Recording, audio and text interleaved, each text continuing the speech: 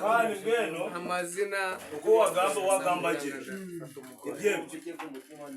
ikindi no kugira ngo Benjamin filmu nta kibazo cya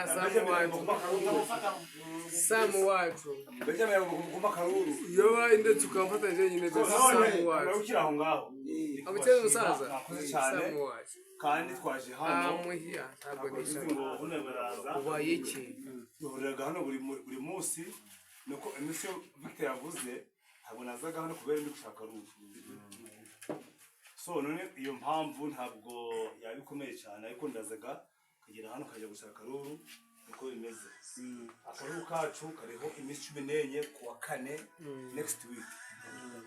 Chika wakoze cyane hano nari tutoraga kusuweji niyo ntutora kuri we bare munonga akaba benundi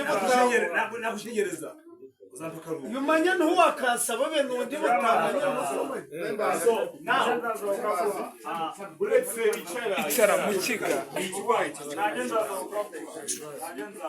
very good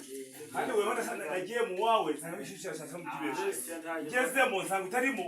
umukozi wa mu mutwaro wa mubushera so kubera ari bishishira cyane cyakibeshe so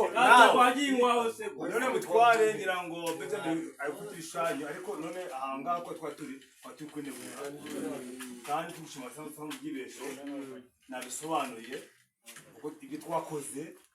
none tukusanga none dukomeze mariko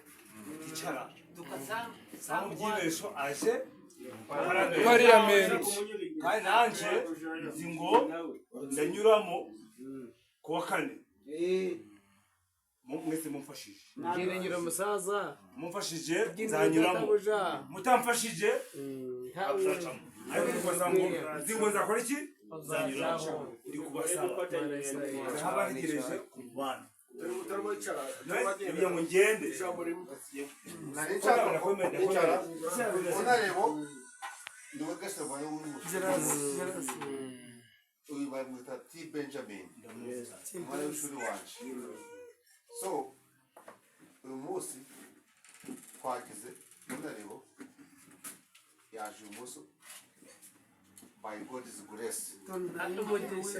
imbabazi none niugiye gusoza mu mikoro yose mituma onarebo nigubaga nigusozaga mu speeches kandi kuko ukuva uri kugenda uyu nawe ashobora kuba afite ahantu bamuhifuza yes so kano kanya ndakubabwira ngo tuva mu bice bitandukanye nubwo udatoraga muno wamushakira akaruru icyo cyo cibagiye ba agency be ngo Victor bava mu South bakancikira bakiyogira ngo nawe nara changes ingingo kwacizakora